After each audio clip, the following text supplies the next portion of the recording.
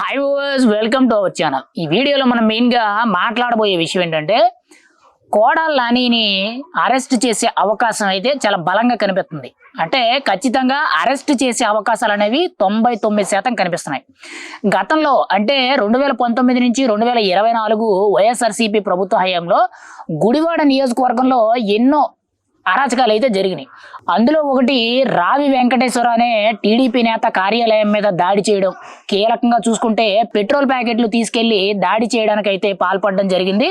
అక్కడ ధ్వంసం చేయడం జరిగింది. ఆ కేసులో ఇప్పుడు కదలికైతే వచ్చింది. ఈ కేసులో కీలకంగా చూసుకుంటే ఇప్పటికే కూడా 13 మందిని అయితే అరెస్ట్ చేయడం జరిగింది. అందులో కీలకమైన వ్యక్తి కాళీ అనే వ్యక్తి కీలకంగా చూసుకుంటే కృష్ణా జిల్లా వైఎస్ఆర్సీపీ యువజన అధ్యక్షుడి కింద ఉన్న మెయిన్గా కొడాలి నాని యొక్క ప్రధాన అనుచరుల్లో మొట్టమొదటి వ్యక్తి. ఈ వ్యక్తిని అయితే అరెస్ట్ చేయడం జరిగింది.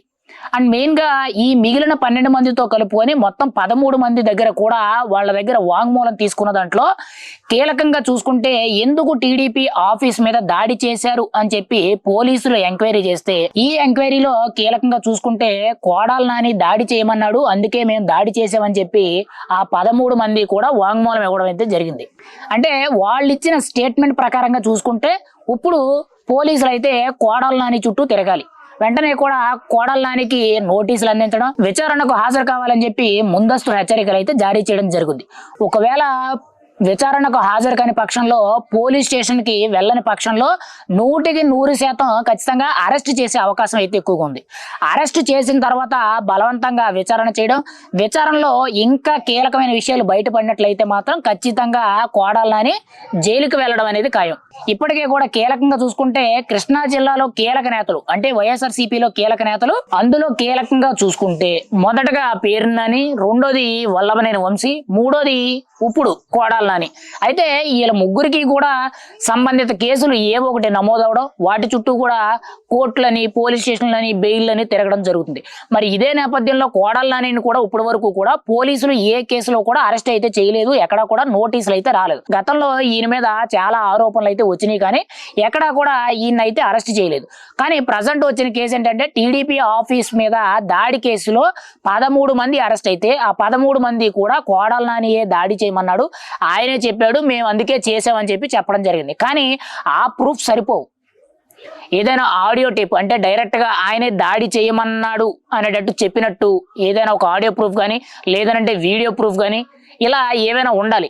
లేదనంటే అక్కడ ఆయనతో పాటు ఉన్న ప్రధాన అనుచరులు, ఇంకా కీలకమైన నేతలు, మెయిన్గా వాళ్ళు కూడా అంటే ఈ కేసులో సంబంధం లేని వ్యక్తులు ఎవరైనా ఉండి కూడా ప్రత్యక్ష సాక్షుల కింద ఉండి ఎవరైనా సరే సమాధానం చెప్పినట్లయితే ఖచ్చితంగా కొడాలి నానిని అయితే అరెస్ట్ చేసే అవకాశం అయితే 100% కనబడుతుంది. మరి ఈ కేసులో ఎంతవరకు కూడా కొడాలి నానిని అరెస్ట్ చేస్తారు ఏంటి అనేది చూడాలి. ఇప్పటికే కూడా పేర్ని నాని కానీ, ఇటువైపు వల్లభనేని వంశీని కానీ ఆల్మోస్ట్ పోలీస్ కేసులు అనేవి చుట్టుముట్టడం జరిగింది. వల్లభనేని వంశీ అయితే కొన్ని రోజులు పరారీలో ఉండడం జరిగింది, ఇటువైపు పేర్ని నాని కూడా పరారీలో ఉండడం జరిగింది. కానీ ఇక్కడ కొడాలి నాని మాత్రం ప్రస్తుతానికి ఆయనకి ఆరోగ్యం బాగోలేక ఇంట్లో రెస్ట్ తీసుకోవడం జరుగుతుంది. మొన్ననే రాజకీయానికి దూరంగా ఉంటున్నట్లు ఆయన దగ్గర ఉండే సన్నిహితులే కానీ, అభిమానులే కానీ వాళ్ళ దగ్గర నుంచి కొన్ని వార్తలు అయితే బయటకు వచ్చినాయి. అంటే పూర్తిగా కూడా రాజకీయ సన్యాసం తీసుకుంటున్నాను, ఇంకా రాజకీయాలకు దూరంగా ఉంటున్నానని చెప్పి చెప్పడం జరిగింది. ఇప్పుడు ఖచ్చితంగా కొడాలి నాని రాజకీయ సన్యాసం తీసుకొని ఇటు కేసుల మీద నడుస్తుంటే ఖచ్చితంగా గుడివాడ నియోజకవర్గంలో వైఎస్ఆర్సీపీకి చాలా గట్టి షాక్ అని మనం అయితే చెప్పుకోవచ్చు. ఎందుకంటే గుడివాడ నియోజకవర్గంలో కొడాలి నానిని మించిన నాయకుడు అయితే లేరు. మరి రాబోయే రోజుల్లో ఏం జరుగుద్ది, ఏ విధంగా ఉంటుంది, ఖచ్చితంగా అరెస్ట్ అవుతారా, అరెస్ట్ అయితే సహకరిస్తే ఎలా ఉంటుంది, లేదు అని అంటే జైలుకు వెళ్తారా లేదా అనేది మనం అయితే చూడాలి.